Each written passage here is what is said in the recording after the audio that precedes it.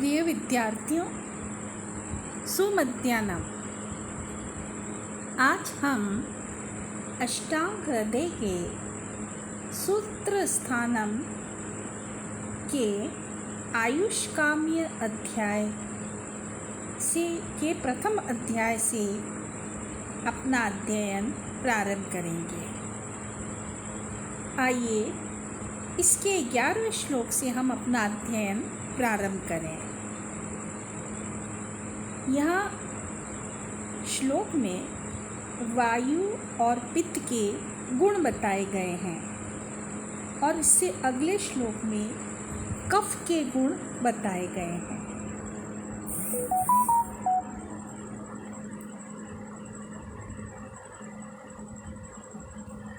तत्र रुक्षो लघुशीतः खरः सूक्ष्मश्चलोऽनिलः पित्तं सस्नेह तीक्ष्णोष्णं लघुविस्रं सरं द्रवम्।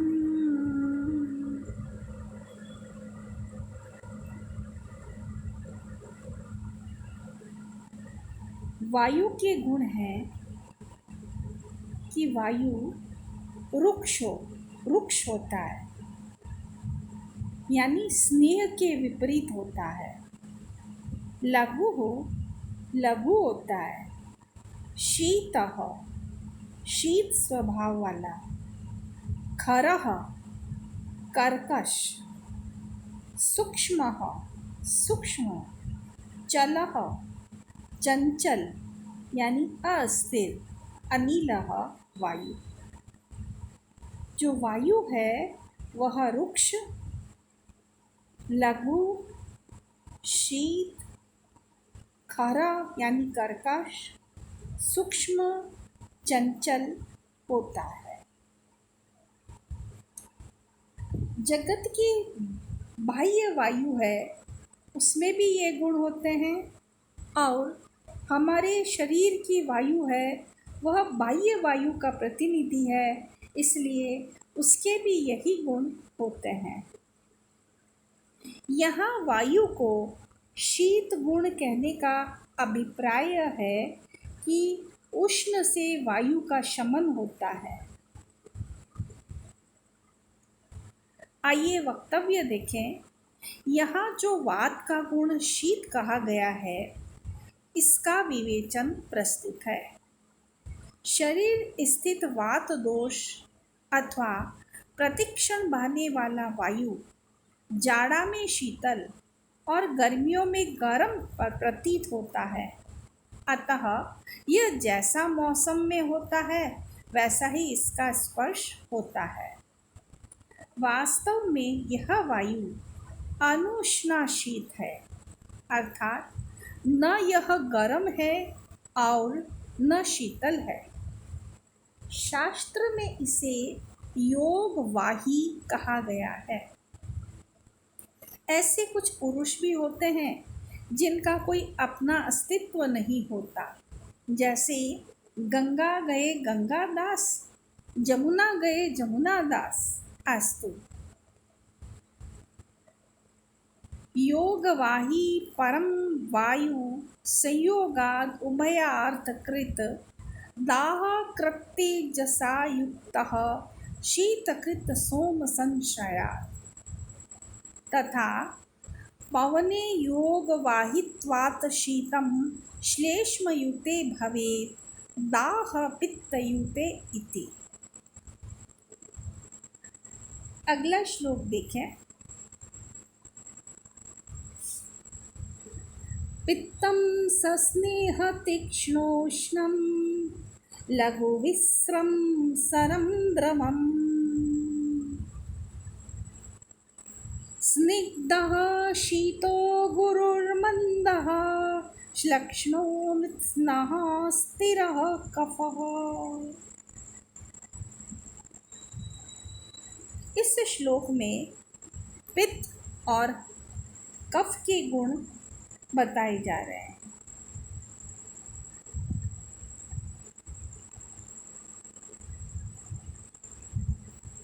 पित्त के गुण हैं कि वह सस्नेह वह स्निग्ध होता है। तीक्ष्ण तीक्ष्ण होता है। उष्णम उष्ण होता है। लघु लघु होता है। विश्रम आम गंध वाला होता है।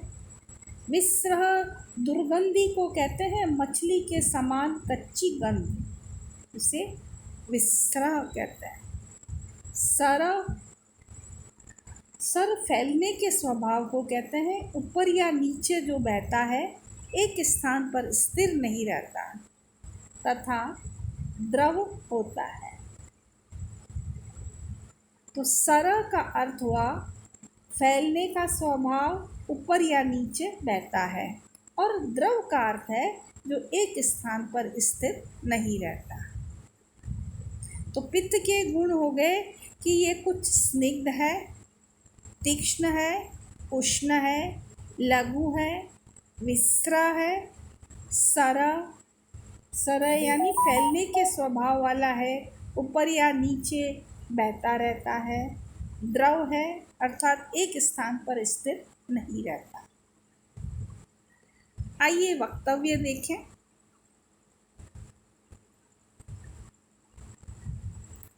जब वमन के साथ पित्त दोष हरा पीला रंग का निकलता है, तब उसे सूंघने पर इसकी विस्र गंध का ज्ञान होता है। ये एक प्रकार की अप्रिय गंध होती है। यहाँ सस्नेह का अर्थ है थोड़ा स्नेह युक्त होना। देखें, सस्नेहा गुड़ शर्करा।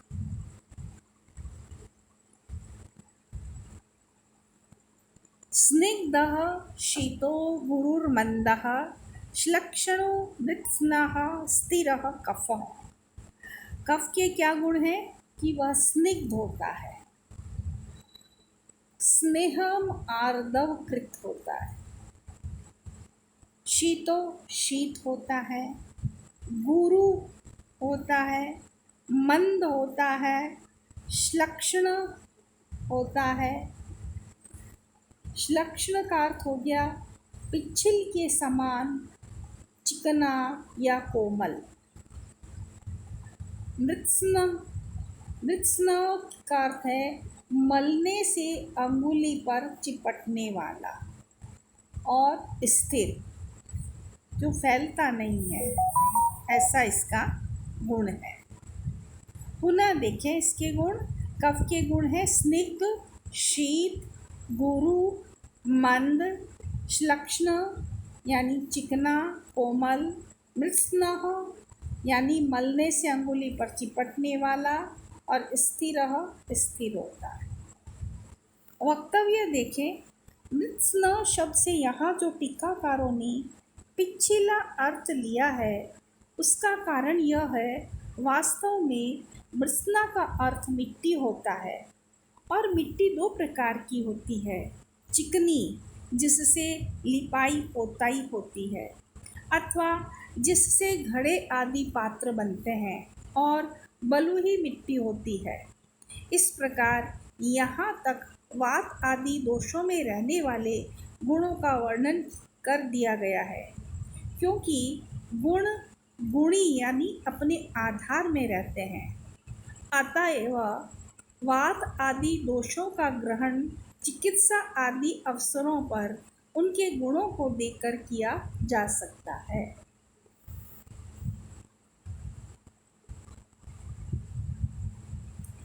संसर्गः सन्निपाताश्च तद्वित्रीक्षयकोपतः। यह कहा जा रहा है कि क्षीण हुए या कुपित हुए जो दो दोष हैं, उनका मिलना संसर्ग है। क्षीण हुए या कुपित हुए दो दोषों का मिलना संसर्ग है, और क्षीण हुए या कुपित हुए तीन दोषों का मिलना सन्निपात है। पुनः देखें, क्षय कोपतः, क्षय हुए, क्षीण हुए, कोपतः या कुपित हुए। द्वि जो दो दोष हैं उनका मिलना संसर्गः संसर्ग है। और क्षय कोपतः क्षीण या कुपित हुए, त्रि तीन दोषों का मिलना सन्निपातश्च सन्निपात है। यानी संसर्ग का अभिप्राय है दो दोषों का मिलना और सन्निपात का अर्थ है तीन दोषों का मिलना।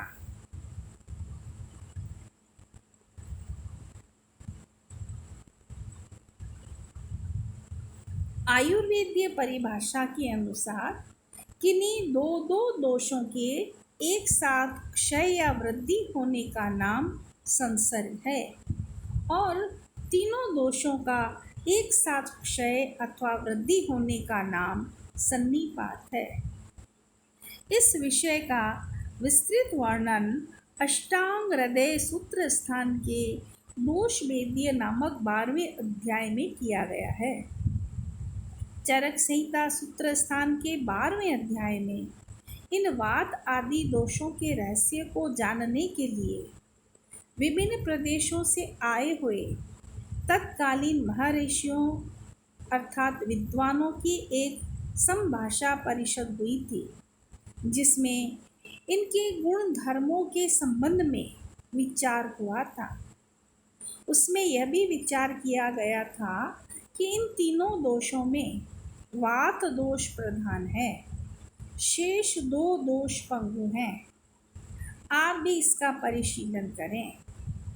यहाँ जो दोषों की क्षय वृद्धि का वर्णन किया गया है, इससे चिकित्सा काल में चिकित्सक क्षीण दोषों को बढ़ाने का और बढ़े हुए दोषों का सम करने का प्रयास करता है। यही चिकित्सा है, क्योंकि दोषों का सम होना ही उत्तम स्वास्थ्य का लक्षण है।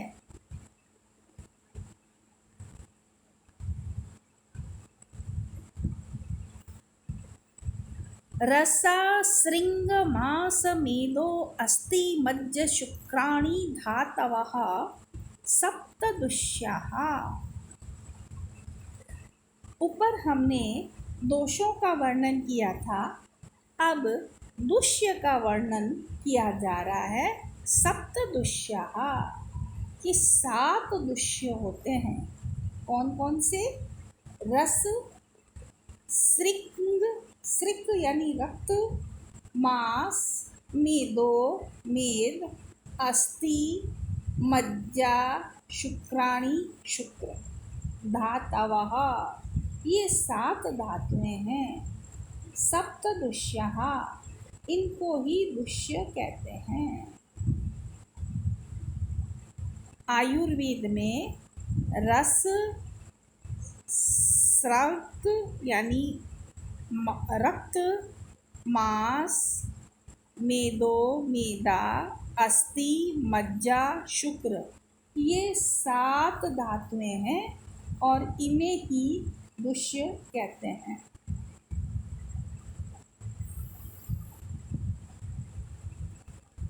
अब देखें कि इन्हें धातु क्यों कहते हैं? क्योंकि ये शरीर को धारण करते हैं, इसलिए इनको धातु कहते हैं। और ये वात आदि दोषों से दूषित होने के कारण रक्त, रस, वात, पित्त और कफ ये 3 दोष हैं। इन दोषों से रस, रक्त, मांस, मेद, अस्थि, मज्जा, शुक्र ये जो हैं 7 धातुएं दूषित हो जाती हैं, इसलिए इन्हें दुष्य कहते हैं। वात आदि दोषों से दूषित होने के कारण इन्हें रस, रक्त इत्यादि को दुष्य कहते हैं। वात आदि इनको दूषित करते हैं, इसलिए इन वात आदि को दोष कहते हैं। वात, पित्त, कफ ये दोष हैं।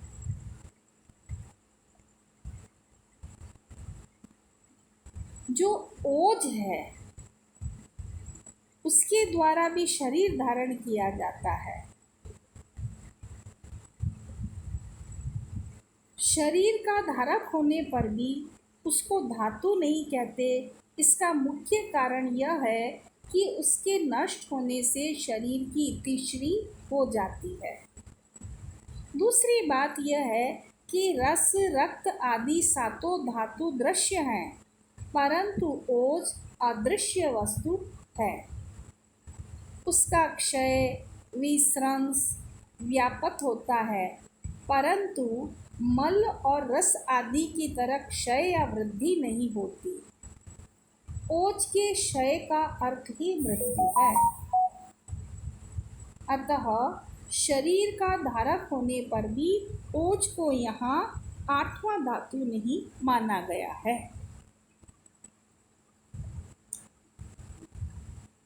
मला, मूत्र, शकृत, स्वेद आदयो अपि च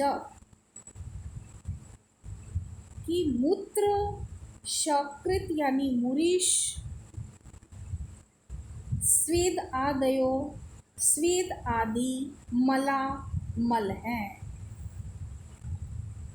मूत्र, शकृत यानी पुरुष, स्वेद आदयो स्वेद आदि, मलाच आदि मल हैं। भगवान धन्वंतरी की मान्यता है, दोष धातु मल मूलम ही शरीरम, अर्थात वात आदि तीनों दोष, रस, रक्त आदि सातों धातु और मूत्र आदि शरीर के मल ही शरीर के मूल हैं। अथवा यूँ समझिए कि यह शरीर दोष धातु मलमय है, यही इसके तत्व हैं। आगे वे पुनः इस संबंध में कहते हैं, त एते शरीर धारणाद धातवत्युच्यन्ते, अर्थात ये रस, रक्त आदि शरीर को धारण करने से धातु कहे जाते हैं। धातु शब्द दुधाय धारण पोषणयोः धातु से निष्पन्न होता है। इसका अर्थ है जो द्रव्य शरीर का धारण एवं पोषण करते हैं उन्हें धातु कहते हैं। यही कारण है कि सम अवस्था में स्थित वात आदि दोषों को भी धातु कहा जाता है। जो शरीर को दूषित करते हैं उन्हें दोष कहा जाता है। शास्त्रकार दोष शब्द की व्याख्या इस प्रकार प्रस्तुत करते हैं, दुष्यन्ति दुष्यन्ति वा दोषाः, दूषयन्ति दुष्यन्ति वा दोषाः। जो दूसरों को दूषित करते हैं, दूषयन्ति, अथवा स्वयं दूषित होते हैं, दुष्यन्ति वा, वे दोष कहे जाते हैं। और जो दूषित होते हैं वे दुष्य कहे जाते हैं। महर्षि पुनर्वसु के अनुसार वात आदि दोषी रस, रक्त आदि धातुओं को दूषित करते हैं। तत्र त्रयः शरीर दोषा वात पित्त श्लेष्माणः ते शरीरम दूषयन्ति। वात आदि दोष भी शास्त्र निर्देश विरुद्ध आहार विहार के सेवन करने से ही दूषित होते हैं। मूत्र आदि जो मल कहे गए हैं वे भी दुष्य कहे जाते हैं।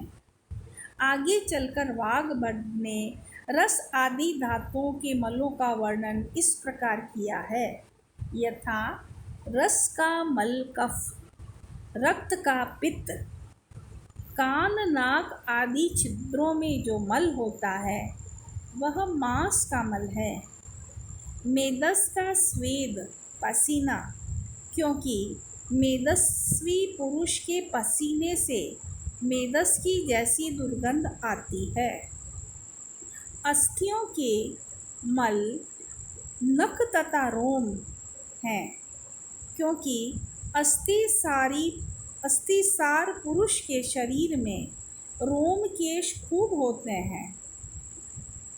मज्जा का मल त्वचागत स्नेह तथा नेत्र एवं मल का स्नेह है। मज्जासार पुरुष का शरीर चिकना रहता है और जिसके शरीर में मज्जा की कमी रहती है उसकी त्वचा रूखी होती है। सातवां शुक्र का मल है ओजस। वृद्धि समानै सर्वेषां विपरीतैर्विपर्ययः।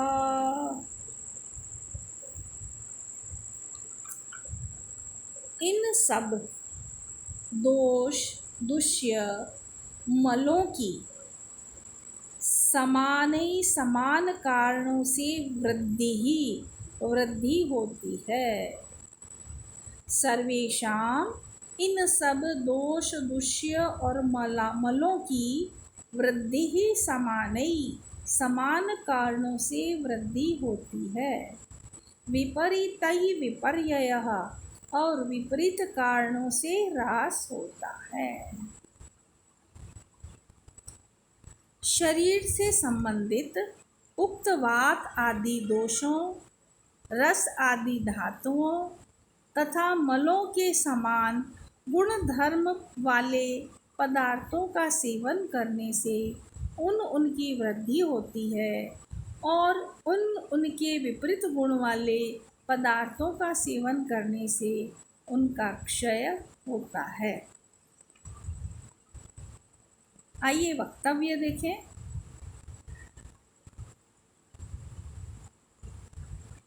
भगवान पुनर्वसु ने इस आशय को पुष्ट करने वाला गद्य इस प्रकार दिया है। धातवः पुनः शारीरा समान गुण भूयिष्ठैर्वाप्याहार विकारैरभ्यस्यमानैर्वृद्धिं प्राप्नुवन्ति। रासं तु विपरीत गुण भूयिष्ठैर्वाप्याहारैरभ्यस्यमानैः। अर्थात शरीर स्थित धातु, दोष धातु एवं मल समान गुण वाले या अधिकांश समान गुणों वाले आहार के निमित्त बने विविध प्रकार के पदार्थों के सेवन से बढ़ने लगते हैं और उनके विपरीत गुण वाले या अधिकांश विपरीत गुण वाले पदार्थों के सेवन करते रहने से क्षीण होने लगते हैं। इसी बात को महर्षि पुनर्वसु ने भी कहा और दूसरे आचार्यों ने भी इस प्रत्यक्ष सत्य को स्वीकारा है। दोष धातु मलों का उचित प्रकार का बढ़ना तथा क्षीण होना स्वास्थ्य वृद्धि में कारण होता है। अनुचित प्रकार से होने वाला वृद्धि क्षय रोगोत्पत्ति का कारण हो जाता है। महर्षि सुश्रुत ने सूत्र स्थान के 15वें अध्याय में इसका विस्तृत वर्णन किया है। सारांश यह है कि समान गुण कर्म वाले पदार्थों से सभी समान भावों, दोष धातु मलों की वृद्धि होती है और असमान गुण कर्म वाले पदार्थों से उन भावों का क्षय हो जाता है। यही क्रम इनकी चिकित्सा का भी है कि बढ़े हुए दोष धातु मलों को घटाकर सम करना और घटे हुए को बढ़ाकर सम अवस्था में ले जाना।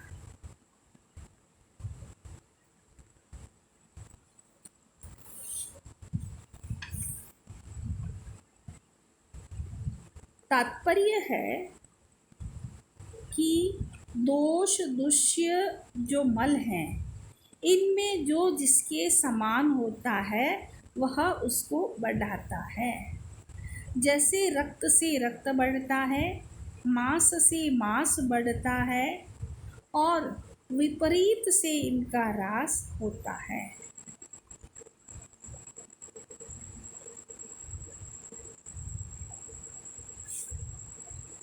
वृद्धि और क्षय का यह नियम अस्थि और वायु के विषय में नहीं घटता। आज के लिए इतना ही। धन्यवाद।